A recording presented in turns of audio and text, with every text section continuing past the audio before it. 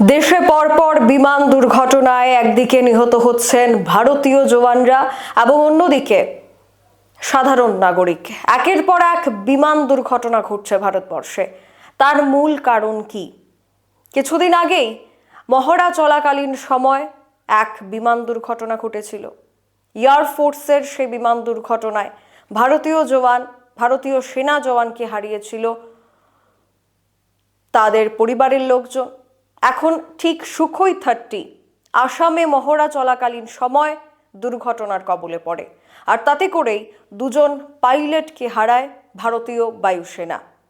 এর আগেও এই বিমান দুর্ঘটনার জেরে জেনারেল বিপিন রাওয়াত থেকে শুরু করে বিমান দুর্ঘটনার জেরে মহারাষ্ট্রের উপমুখ্যমন্ত্রী এবং তার আগে ঘটে যাওয়া আহমেদাবাদের প্লেন ক্র্যাশের ঘটনা, একের পর এক এত তাজা তাজা প্রাণ চলে যাচ্ছে এই বিমান দুর্ঘটনাগুলির কারণে। কোথাও কোথাও দেখা যাচ্ছে আবহাওয়া সঠিক থাকা সত্ত্বেও কি করে এই দুর্ঘটনাগুলি ঘটছে তার কোনো টেকনিক্যাল কারণ খুঁজে পাওয়া যাচ্ছে না। তদন্ত চলছে বছরের পর বছর, কিন্তু সেই তদন্তের কোনো রিপোর্ট সামনে আসছে না। তাহলে এটা কিসের দুর্বলতা? আসামে সুখোই 30 বিমান দুর্ঘটনায় প্রাণ হারালেন 2 বায়ুসেনার পাইলট। প্রশিক্ষণ মহড়ার সময় কার্বি আংলাং জেলার দুর্গম পাহাড়ি এলাকায় বিমানটি ভেঙে পড়ে মৃত্যু হয় 2 বায়ুসেনা আধিকারিক, লিডার অনুজ এবং ফ্লাইট লেফটেন্যান্ট পূর্বেশ দুর্গাকরের। মাঝ আকাশে যান্ত্রিক গোলযোগ নাকি অন্য কোনো ঘটনা, তার তদন্ত এখনো চলছে। এই সুখোই 30 MKI যুদ্ধ বিমান ভারতীয় বায়ুসেনার এক অন্যতম প্রধান শক্তি ছিল।